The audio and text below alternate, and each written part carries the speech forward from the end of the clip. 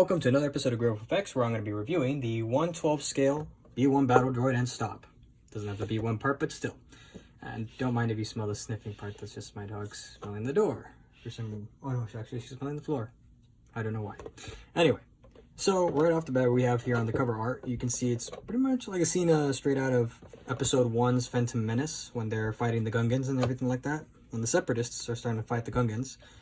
We're going to look on the side here, and this is all in Japanese, which I cannot read for the life of me, although I wish I did. I wish I could. And here we have 4 little snippets from the first movie. You can see, yeah, I don't think there's any scenes here from any of the other 2 movies, but that's pretty much because this is the only movie I believe that they actually have the STAP, or the STAP makes an appearance. After that, you don't see it. It's just the battle droids that you see throughout the rest of the other 2 movies. And makes a brief appearance, if for those of you Eagle Eye fans, you can actually see in the last Star Wars movie that came out, or the latest one. Going over here, you can see the details from the front and the back view. You can see it in a kneel down pose. You can see it as he's flying around in the STAP. And then you have these extra options here. I believe it's supposed to come with a little adapter here to be able to make it into where you can have C-3PO's head on there, as seen in Episode 2, when the Attack of the Clones. Then you have little things that it comes with. We have the... Dang it, I actually forgot the name of that blaster here. I'll put it somewhere in the video description here, or just somewhere here on the video. We have their macro binoculars that they use. And then we have another little picture here where we can see them when they are in their turned off mode, and then we have in their activated mode. So we have 2 different versions you can go with. You can either go with the battery backpack version, or you can go with the just like battery pack less kind of thing. So it's just got the little antenna here instead. And then over here you see a little snippet, a little image of how some of the screws look and everything. On the side here, it's just the same as what you see on the top. Same here as well. And we have more shots of the droid with the STAP. And I mean, it looks really cool and everything there. Wide pose here, fits comfortably well, and then you can see just like a side-by-side view of how it looks when it's completed. So getting into it, as every model kit in the world comes with, has the, let me get that light out of the way, or let me move it away. There we go.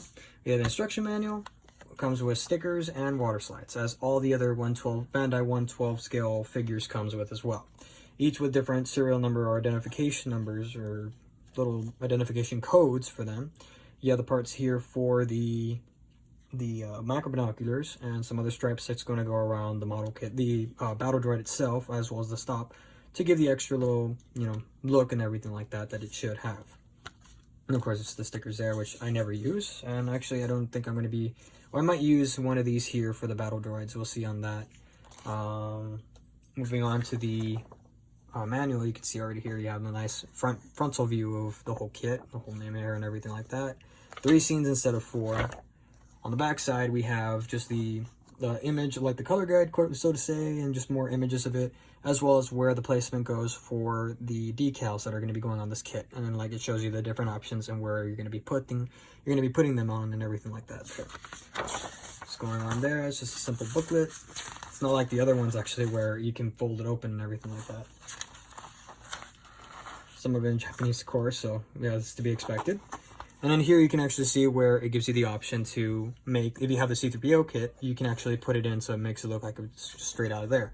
Although in the second movie, it's actually supposed to be a Geonosis red color schemed B1 battle droid instead of the standard desert color or tan color that it is, and it's supposed to be the silver version of C-3PO, not the gold version, but that's just something else entirely. And here the construction for the STAP and everything, which is pretty simple and everything like that.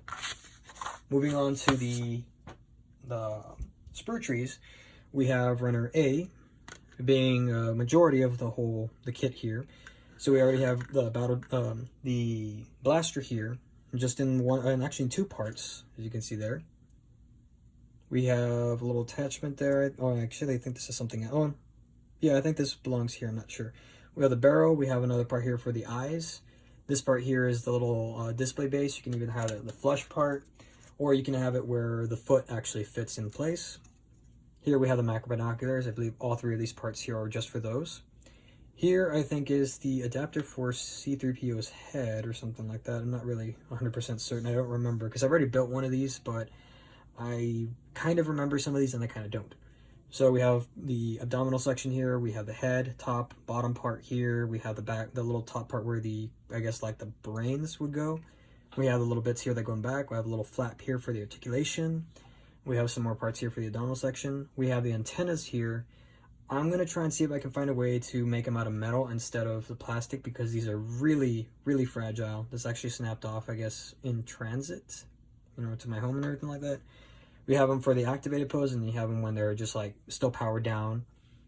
We have the torso, we have the chest here, the front and the back part here. We have the battery pack here, the little part there where these antennae are going to go. These antennae will go here for the battery pack. We have the feet, top and bottom section. We have these parts that go on the calves, I believe. These are for, I believe, the shoulders. These are for, not sure I remember. This is for the battery pack. The thighs there. All molded in pretty good detail right there. You can see. It's going to look nice with a little black wash, a little bit of weathering. Moving on to the next one, which is the one that always, like, just amazes me with Bandai and how they're able to do this, is each of these parts looks like it's like a old kind of action figure, you know, the ones where back in the 80s and 90s where it was like this was the whole arm and all I can do was just go up and go down. In reality, it can, you know, this one can actually articulate. Don't mind the hand popping out. Yeah. So each of these, when you cut them out, they will be able to flex. You can move them around. Like I can show you right here with the foot. It actually is articulated, and it's really cool how they can even mold or just inject the whole thing here like this. It baffles me, but at the same time, it just amazes me because it's just so cool. So each of the parts has a function, has a purpose. It moves a certain way and everything. And this concludes it. These two are all you need to just build the battle droid. And I wish it was more. I wish they had another version where you can have two battle droids in one, but that was a Bandai exclusive, a Bandai premium kit. And that was the Geonosis colors, not this standard color. And as you would know, for those of you who know about Bandai premium kits, they cost a lot. Moving on to the STAP, it comes in these two, I think I want to say like a, kind of like a chocolate brown with a hue of red in there, kind of color. And we have some pretty good details here, I guess where like the vents are going to be going. So this is the mid section here, the mid bottom section where the intakes are going to be going there and exhaust ports. Here we have one half of the STAP here on the main body, and we have the other half over here. We have the little part there, like the little fin. We have the top part where it's the control part where you can, you know, steer it at the same time you can fire the cannons. Speaking of, you have on both sides here, we have them in like a kind of a bird cage, flash hider kind of thing going on right here. We have the little foot pedals where the battle droid is going to rest on top of. And we have some more of the fins there, some more, I think these parts are actually the joints that are going to be moving. We have the intake and exhaust details here, as well as more flash hiders and everything else. And on the bottom part of the whole thing. And then moving on over here, we have another part that goes, these are like the internals, the different colors, so it's not one solid color. Here you can actually see the intake and the exhaust here. The articulation part, it is actually articulated. It just basically pivots on the head and everything like that. I'll cover in the next video.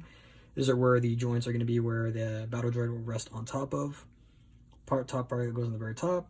You have the handlebars, which have really good texture on them. So it's really neat. It's on both sides too. Of course, on this side it's not filled in, but I mean it's okay, I guess. And at last, well, actually for the last part for the STAP, we have this clear little display base. It's like 100% transparent clear. It's not, I mean, it's kind of, you can see the difference there, but it's still fine. So it has its own base. It doesn't have little adapters here to connect to another base, which I guess is kind of a downer, but it's fine, I suppose. We have the rod here that goes in here and holds up the whole thing. It's not held by like a kind of a pin or anything. It's just you slide the fin in and it just holds it like that. And the last but not least, we have this should you decide to display it separate from the STAP. And I probably would advise for that. There's a reason I speak like I've already built this, because I have actually built one. Same exact kit. Like I said, I'm going to try and take this off. I will review this model kit finished along with the other one in another video, but for now I'm just showcasing these and some of the parts and everything like when you do an unboxing.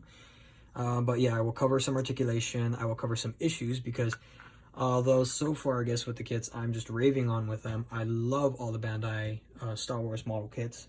This one does have some flaws, but still is amazing regardless. And of course this is where the stop is. It's missing the flash hiders because my cat dropped this. She got where she shouldn't have, and it fell, and I took him off so I wouldn't lose him again. And it's also a little dusty. I need to dust it up. But my plans for this is I'm going to keep this in its standard color. I'm going to weather it up and everything, just as you see in the movie and such. Same thing for the battle droid here. And for the new one that I have right now, I'm going to try and paint it in the color scheme that you actually see for the first animated movie that came out for Clone Wars. The one that just pretty much started the whole entire series, the 7 seasons, which by the way, the 7th was just, oh my god, it's fantastic.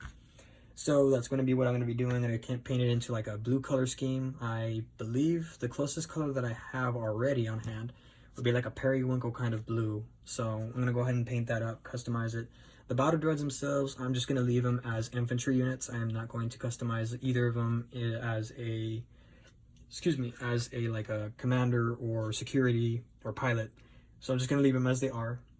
But yeah, and I'm sure you're all already noticing that like he's missing his thumbs. There's a reason for that, and again, I'll cover that in the next or the following video. So for now, I hope you enjoyed this video. As I apologized in the previous video, yes, I'm sorry I have not been posting for a while. I've just been busy with a lot of things, so hopefully I will try to find the groove and be able to post more of these a little bit more frequently. So I think after this kit, I believe I might start reviewing kits I've already built. So things I've already owned that I've done and finished well before I started making YouTube videos. But other than that, I hope you all enjoyed this, and you all stay safe, especially with the pandemic and everything. It's still there. Please wear your masks and everything, and just wash yourselves as soon as you get home and such. It's crazy hectic, especially down here in Texas. So you all have yourself an outstanding day, outstanding week. Be healthy, stay awesome, and this is Lone Wolf signing out.